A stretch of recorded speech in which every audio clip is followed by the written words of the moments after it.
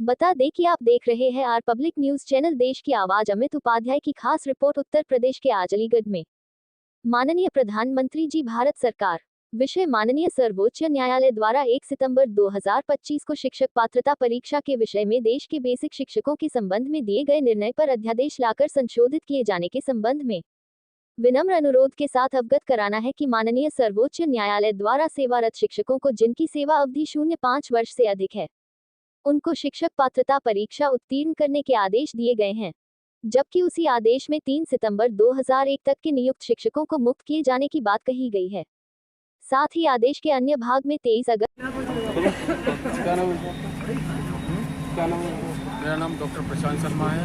मैं उत्तर प्रदेश का राष्ट्रीय उपाध्यक्ष और जिला प्रिंसिपल। आज यहाँ पर काला अध्यादेश सरकार द्वारा जिसमें परिवर्तन करके लाया गया है, जिसमें कि प्रत्येक शिक्षक को टेट पास होना जरूरी है और उनको टेट के लिए बाध्य किया जा रहा है। उसके विरोध में आज यहाँ पर हम लोगों ने, सभी शिक्षकों ने अपने स्कूलों से सड़क पर उतरकर आज प्रदर्शन किया।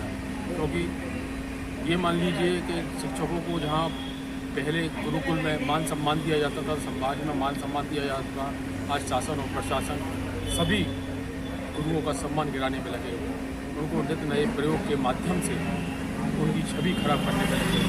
जबकि हमारा शिक्षक पढ़ाने के साथ में 27 ऐसे काम, गैर शैक्षिक काम करता है, चाहे वो मिड डे मील हो, चाहे वो पोलियो ड्रॉप हो, चाहे वो राशन कार्ड हो, चाहे वो चुनाव कराने का हो, चाहे वो किसी भी जगह ड्यूटी करने का काम हो, वो सभी हमारा शिक्षक करता है। उसके बाद भी हमारा शिक्षक काम जो कहलाता है। हमें तमाम ऐसी समस्याओं से, ऐसी प्रयोगशालाओं से गुजरना पड़ रहा है जो कि बहुत ही हमारे लिए दुखद है। जहाँ सरकार बच्चों के लिए आरटीई के तहत जो भी प्रावधान लाती है, उसमें जब सरकार फेल हो जाती है तो फिर 100% शिक्षक ही उसको सफल बनाने का काम करता है और सरकार के मान सम्मान का ध्यान रखता है। तो मैं यहाँ पर यही कहना चाहूँगा कि जब हम सरकार का मान सम्मान रखते हैं तो हम सरकार को भी हमारा मान सम्मान करना चाहिए। हम एक गुरु है, हम एक शिक्षक है, हम इस देश को एक नई पीढ़ी के रूप में देने का काम करते हैं, जिसकी ऊर्जा हमारे देश की तरक्की देने लगती है।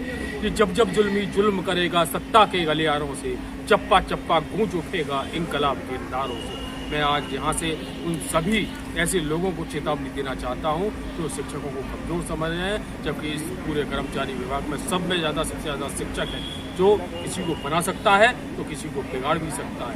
हमारे जितने भी IAS PCS और जितने भी हमारे PCS जितने भी जज हैं, वो एक बार हम ये कहते हैं तुम हमारे लिए टेट करो, हम टेट पास कराएंगे बिल्कुल। और आप भी तो IAS PCS का दोबारा एग्जाम करके देखो, आप भी तो PCS J का दोबारा एग्जाम करेंगे तो हम बताएंगे कितने जज और कितने IAS PCS में पास हो रहे हैं। केवल शिक्षकों के साथ ही कुटारा क्यों हो रहा है।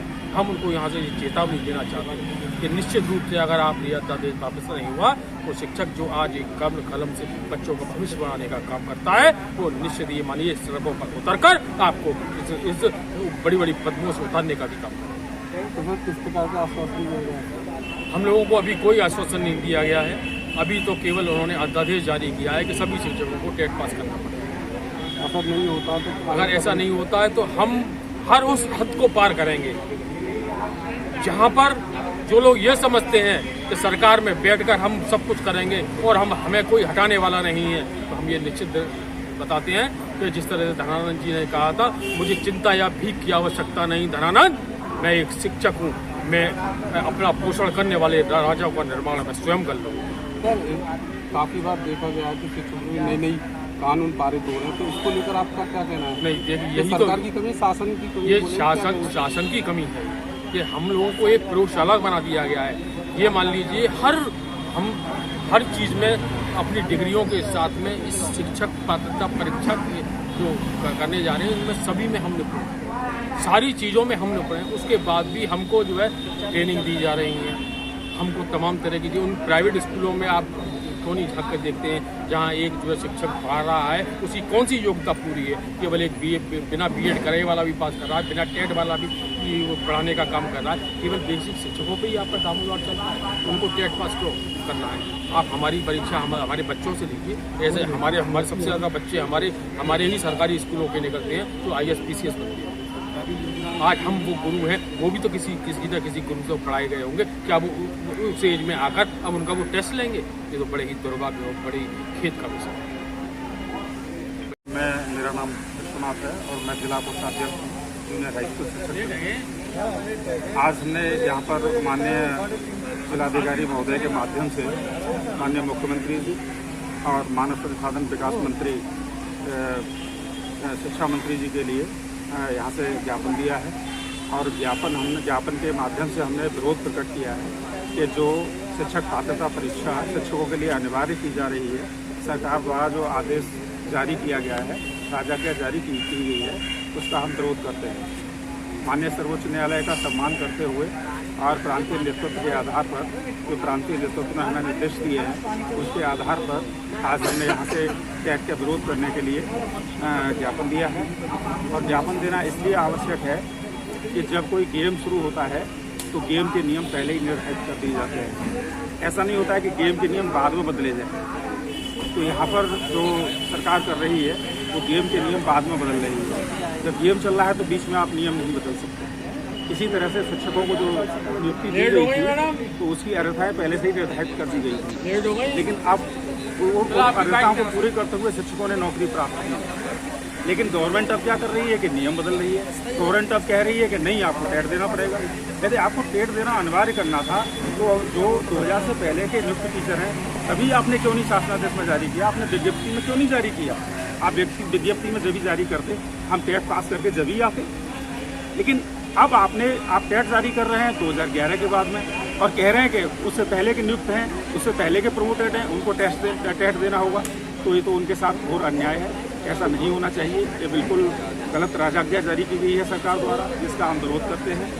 और यदि आज नारायण प्रसाद नाम है मेरा, मैं सहायक अध्यापक हूँ प्राथमिक विद्यालय सरावली विकासखंड। आज किस प्रकार का ज्ञापन दिया गया?